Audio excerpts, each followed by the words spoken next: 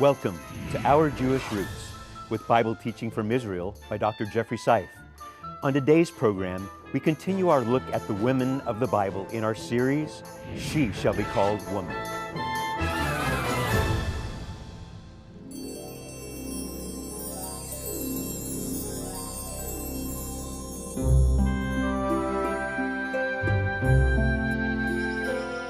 I came forth from a man. But I found favor with him. And now, true success is not measured in wealth and power, but in the estate of Busy as one's I am, heart. I've never been happier and more Ever fulfilled. hoped for. I raised him up strictly in the faith, needed and the more. law and the And prophets. now I want to give something back. I believe Elohim meant it to be this way. She's still a cornerstone of wisdom to the family. But you And as are I see- always in my heart.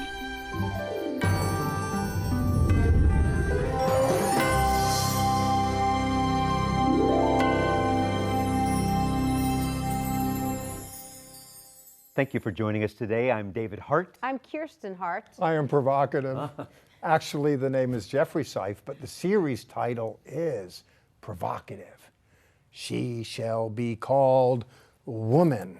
In today's culture, goodness, that just sends chills down the spines of many, and I don't know why. It's just not that complex. I was going to say, even a few years ago, this title wasn't anything to, should I say, bat an eyelash at.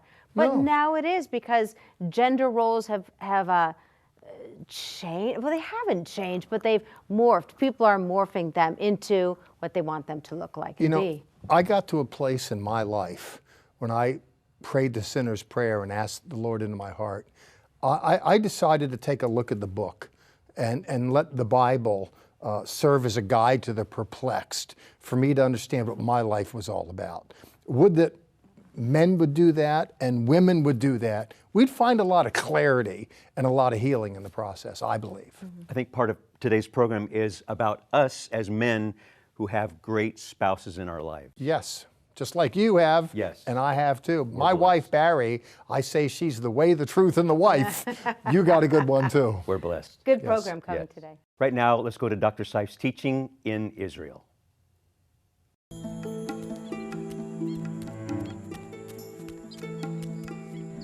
My husband, the scoundrel.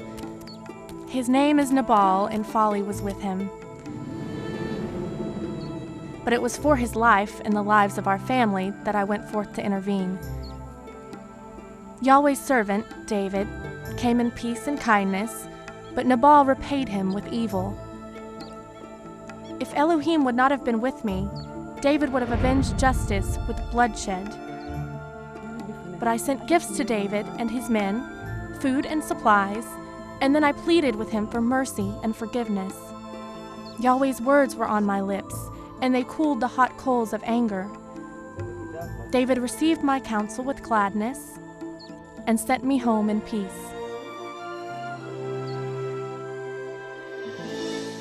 What causes wars? It's an age-old question. In the New Testament, Yaakov or James raised it. It's not that he didn't know the answer. He speaks about selfish ambitions that are let loose and people fight and they wrangle. They're fighting here. Who do they blame it on? Is it the donkey? Is it a business deal that went wrong? Where do you point the finger? Well, in James, in the end of the 3rd chapter, here he speaks of a wisdom that comes down, that's gentle and peaceful. But sometimes there's tension and stress. A woman's voice can sometimes be that voice of moderation. The males of the species, we can be so very robust and so very intense. And sometimes, as noted, it's a woman who has a way of bringing insights to bear and helping us get through when we get tangled up together. There's a famous story in the Bible about a man who almost made a horrible mistake. David was offended, of course, and he had every right to be. Nabal was a fool and treated him roughly. David has just finished being particularly gracious to Saul. He, in the previous chapter, had gone into a cave, and there Saul was relieving himself. The text is very appropriate, not going into all the details, but David had him, but he wouldn't take him. But in our story today, David is escalating up. He's robust, he's angry, he's disconcerted. This is a man who has been disrespected, and he wants blood. The book 1 Samuel tells the story, describes how David's men were insulted by Nabal. Nabal is introduced into the narrative, as is his wife Abigail. And it's David's encounter with her that's going to be very significant for him. In chapter 25, verse 3, the characters are introduced, the principal characters. The text says, V'shem ho'ish Naval, and the man's name was Nabal, which really in effect means fool. V'shem ishto Abigail is introduced. V'hi isha tova sechel, this was a woman with good understanding, with good smarts, and not only that, Vayafat toar, she was good of form, she was beautiful. And by way of contrast, Naval is introduced as Ha'ish Kasheh. He was a rough man. And this man got sideways with David.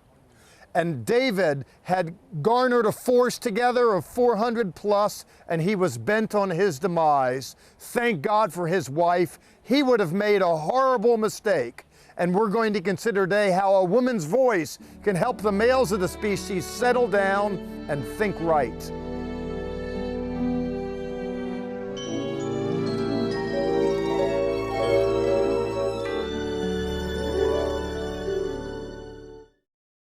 The males of the species innately have a tendency to escalate up, more so than the females of the species. Doesn't take much. Sometimes at the slightest provocation, the males can begin to rage, the pressure builds up. And why? Because he feels disrespected, dishonored. And that's all that it takes many times. Paul is sensitive to that. He realizes that women want to be loved, so he says, husbands, love your wives. He doesn't tell the wives to love their husbands. He tells the wives, learn to respect your husband, to honor your husband. For as much as a woman can feel disconcerted if she's not loved, a man can become disoriented. The wheels start turning if he feels disrespected. And if that's turning within him, that can have implications at the behavioral level. I've seen this happen more than once, not just in others, but in myself. I got an email this morning, I open it up, and I'm off to the races. I'm not a happy camper. I begin the day with a film crew coming out to a shoot, and our producer Ken Berg says, Jeff, this isn't going to ruin your day, is it? Well, no, it isn't. I'll just lay it aside and move on. I'm only mentioning that to say that we have a propensity to escalate up. That's the bad news. The good news, hopefully, is that we have within us, especially those that have received the Holy Spirit, have within us the ability to get that under control. It's good to learn to get it under control. The Spirit helps us, and you know what else helps us? A woman helps us. I've seen this on more than one occasion, by the way, as a police officer, responding to a call. There's one man. There can be a room full of men, big men, buff men, intense men. It's escalating up. I'm on the radio calling for backup. It looks like it's about to go bad, and then mama speaks up. These men can be 6'6", mother can be 5'2". Now you stop. I've seen a woman get in there like a traffic cop and sort it all out. I've seen it happen with a wife, with a girlfriend, with a mother. You know, even the hardest of the hard will respond to their mother. You can go into a penitentiary. These guys have raped, pillaged, and plundered, but if you insult their mother, you know, that's tantamount to whatever. I mean, it's just something, the way a man can acknowledge the fact that a woman has a calming effect on him and feel a certain kind of loyalty to a woman.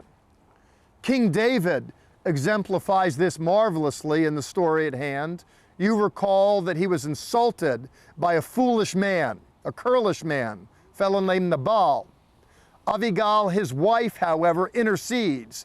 David has marshaled a force, and he's bent on venting his fury on this fellow, and were it not for the fact that he encountered Abigail in the process, he would have done just that.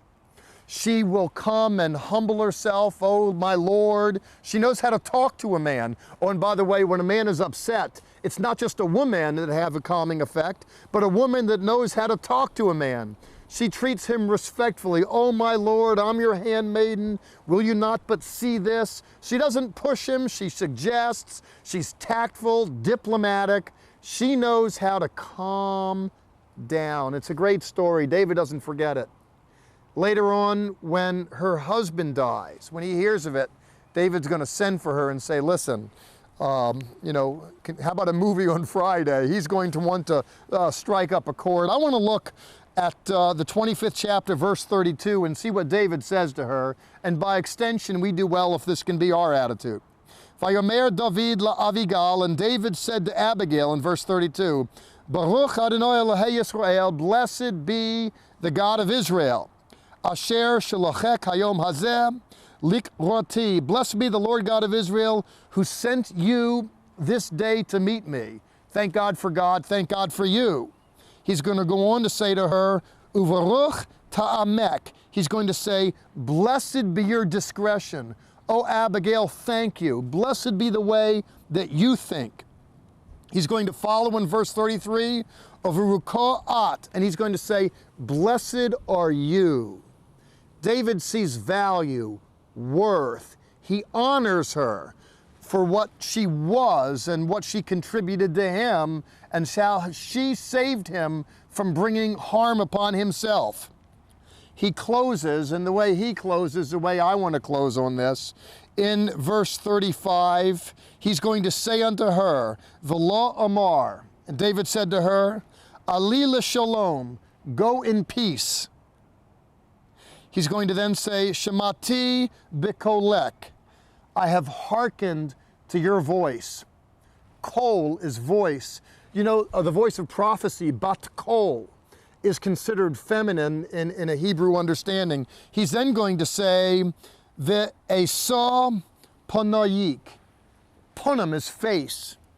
Literally, I have seen your face, I have hearkened to your face. That is, I have accepted thy person. It's meritus. David looks at Abigail and he sees something special. And what does he see to bring close? He says to her, blessed be your voice. And he says, and I have accepted your person.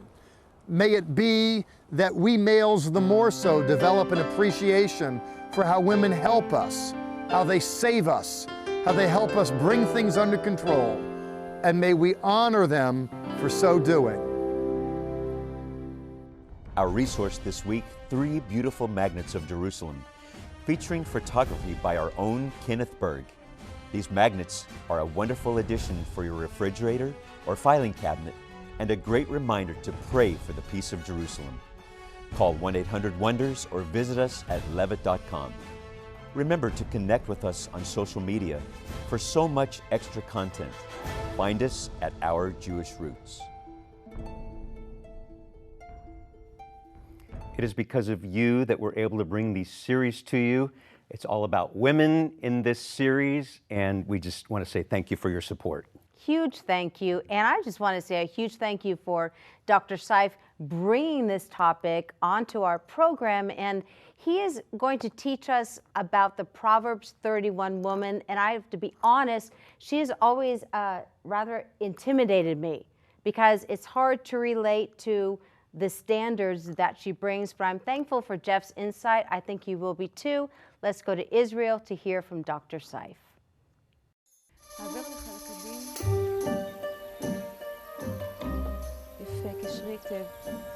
The trading has become profitable, and the harvest has yielded good crop.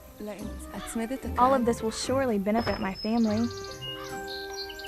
I wouldn't have been able to take on these extra tasks without the love and support of my husband. He has given me everything I've needed and more, and now I want to give something back. It feels so good to be needed, to know my contributions matter.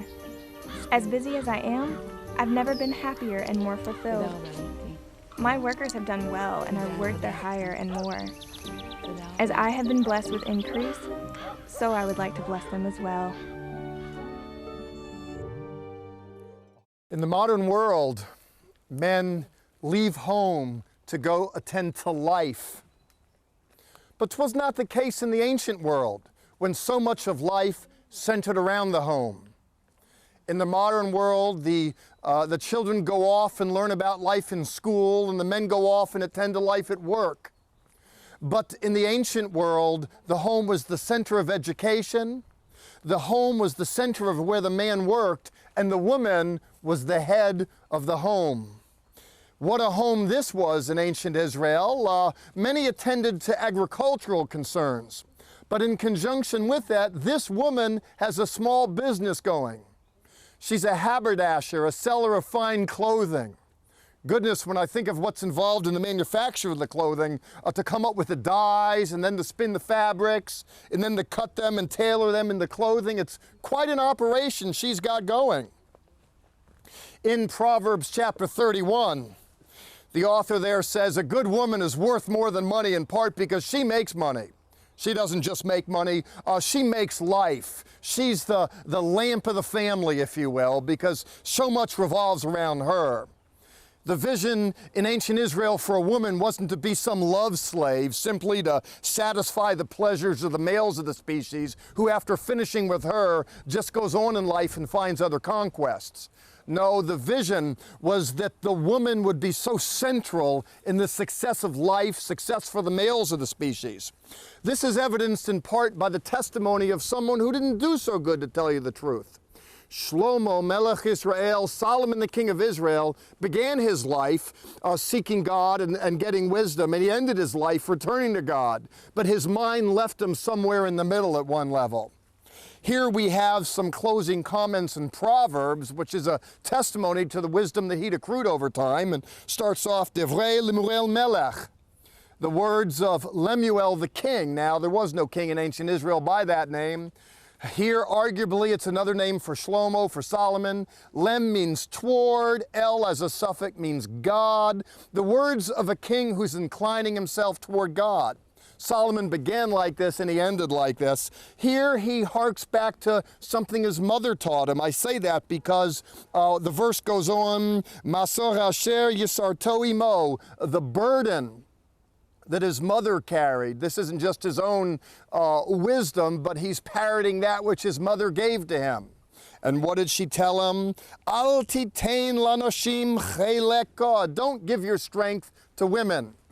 The issue here isn't to love a woman, but rather, don't go after loose women. Don't go after loose living. Find a good woman, find a good wife, because she'll do you good all the days of your life. We'll attend to this story as we continue. Different men define success differently. Some believe that life is about the acquisition of toys. There's an old saying that the only difference between men and boys is the price of their toys. And that means acquiring material goods. That means acquiring women. But some come to terms with the fact that there's no way to be successful in life if you don't have a successor. And when value is placed on successors, then value is refocused on the home. And then when value is focused on this home, there's no way to come to terms with it without realizing the inestimable value of a woman. I believe that Solomon came to terms with this. In fact, he is on record at the end of his life. You know his story. He squandered so much of his life pursuing women and this and that, but eventually he sobers up. Proverbs 31 is a testimony to his sobriety as he, from his wisdom, shares the essence of success in life in a certain respect for a male. And in the process of so doing, he then extols the virtue of a woman. In Proverbs 31, we come upon an acrostic testament. It's a poem to that effect, and I want to share some of it with you. Beginning in verse 10, he says in Hebrew, Eshet chayil miyimtso, a woman of value or a woman of virtue, who can find? It's not that she was nowhere to be found as much as it is that he was saying, gentlemen, what you need to do is find someone just like this. And he talks about the character that she possesses, various characteristics then unfold in the literature. Text says that she's worth more to him than rubies. And that's true in part because what she's going to do is she's going to bring wealth into the house. She doesn't just spend it. She is valuable, she's a worker, she's entrepreneurial, and she contributes to the war effort that way and in so many other ones. Verse 11, we're told that the heart of her husband trusts in her, and that she will have no lack of gain. I love the word for gain here in part because it's the same word that's used in the Hebrew Bible for plunder. What do I mean by that? In Old Testament times, Israelite males would be called upon to don helmet and sword and shield and defend home and hearth. They'd go off to war. And in the process of so doing, by virtue of their being successful, they would acquire goods. They would come upon resources that were not their own, but were deemed the spoils of war. When the text here says that she will bring gain to him, it means she brings spoils of war. That is, that she brings into the family system to the man that which he is unable to get himself. He didn't earn it himself, but it just comes as the testimony to what she's all about. Well, we go on in verse 16, we're told that she considers a field and buys it. And this gives rise to the fact that this woman is a woman who is empowered to make decisions. She has chocham, she has smarts. She's not just the love slave. She doesn't just sheepishly and docilely follow the orders that her husband barks out, but she's a woman of means. She's a woman of understanding, and she's empowered within the family in order to make family decisions. And so she invests her energies, and she brings wealth into the family. And not only that, in verse 20, we're told that she extends herself to the poor, that she's just not all about herself. She's successful, she acquires, and thus she has resource to help those less fortunate than her. It says elsewhere that she looks at the time to come without fear. It's because of who she is and how she takes care of her business. She has stability and security and is able to then to be more kindly disposed toward others. We're told in verse 23 that her husband is noted in the gate. The gate, of course, is where the men would meet, the elders. And the reason why he's noticed, according to Rashi, Rav Shmuel Yitzchak, 1040 to 1105 AD, was a famous Jewish sage. And he opined that the reason why he was known in the gates is because he was so well dressed. And the reason why he was so well dressed is because his wife took care of him so well. Again, you have a good wife here and she takes care of you. You know, some have mistakenly said that a dog is a man's best friend. I think not. If a man will treat a woman right, a woman will be loyal to a man. And here this man stands out by virtue of her attentions. Well, the text goes on. And it closes on a beautiful note. In verse 30, Sheker hachen vehavel hayofi. Charm is deceitful, and beauty is vain. Isho yirat Adonai hitit halal. But a woman who fears the Lord is to be praised. She respects the Lord. She reverences him. She walks under his guidance and care, and by virtue of so doing, this is a woman of great value. And I love the way the text closes. He says in verse 31, Tnu mipri yodecha. Give her the fruit of her hands. Hey, listen, we do well to find a woman like this and give her the credit she deserves, because a woman like this moves the world and helps a man to be successful in this life. I'm sure you've heard the term, your better half. Well, that is the case for me, and I think for you too, Dr. Seif. We've got some good women in our lives to help us with all that we do in our lives. Behind every good man is a better woman. Yes. Now, a lot of people on TV, you know, they say things about their spouse, but then when the cameras are off, when it's just them, they're fighting and bickering and going different directions. You guys are a team. My wife and I were a team. You know, Barry, I say she's the way, the truth, and the wife. I mean, she is that Proverbs 31 type, and I'm so blessed to have her. I'm thankful for something that you brought to light, which I've never heard, speaking of the Proverbs 31 woman, which to me has always seemed like, who can even get that high? You just feel like you never can succeed like that, you know, the gold standard. But I like what you said about her being an entrepreneur. Yeah. And I appreciate that. That's almost a buzzword that women can relate to now. For you saying about she buys a field and sells it. Right, she can roll up her sleeves and be involved in the land of the living. She's just not some love slave in the kitchen and in the bedroom pregnant, you know, and religious people falsely assign a role. I think it says more about the people that are assigning the role than it does about what biblical literature really is saying. If that's the idealized woman in biblical literature, and it is, or then she is, she's got a lot going for her. She's a businesswoman. She's a woman of means and brains. She's just not beautiful. She's beautiful inside and out. You had mentioned early in the program, we learned about Abigail with David, and when you said she has brains, Abigail was a smart girl. Yeah. Because you also mentioned, we listened to what you said, that women want to be loved, but men want to be respected. Yeah. That's good. And David was respected by Abigail, and that spoke volume. Yeah, and it's interesting that Abigail's husband, the name there alludes to fool. You have the contrast there. There's the brain in the woman and the pain in the man. Yeah, it's a fantastic story. You know, individuals look at the Bible and want to paint the picture of a woman being slotted, a domestic, servile, minimal role. And while there are males of the species that are game to foist that doesn't do justice to what biblical literature actually is saying. And I have to say, I did enjoy being pregnant. I do enjoy being a wife, and I do enjoy my time in the kitchen. But I also like the buying a field. You know what I mean? So you're saying, like, a woman's role necessarily isn't being, well, I don't know, should we say barefoot and pregnant and cooking and that kind of thing, but like some women still do like that. I love that, yeah. Barry has an MBA, my wife, and she's very good at business. She also has a PhD in biblical studies. Now, that's my second time around marrying. I lucked out twice. My first wife, may she rest in peace, died of ovarian cancer.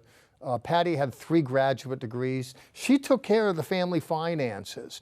You know, I mean, I'm a pretty strong guy, but I'm not some tyrant who runs the castle. You know, power is shared, and you give her her due. And that's what the author of Proverbs 31 does, and advocates that we do as well. Give her her due.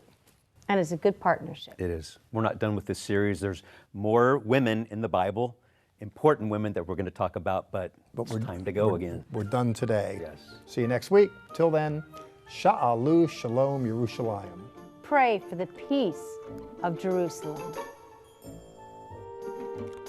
Join us right now for additional content that is only available on our social media sites. Visit our website, levitt.com, for the current and past programs, the television schedule, tour information, and our free monthly newsletter, which is full of insightful articles and news commentary. View it online, or we can ship it directly to your mailbox every month. Also on our website is the online store. There you can order this week's resource, or you can always give us a call at 1-800-WONDERS. Your donations to Zola Levitt Ministries helps us to support these organizations as they bless Israel. Please remember, we depend on tax-deductible donations from viewers like you.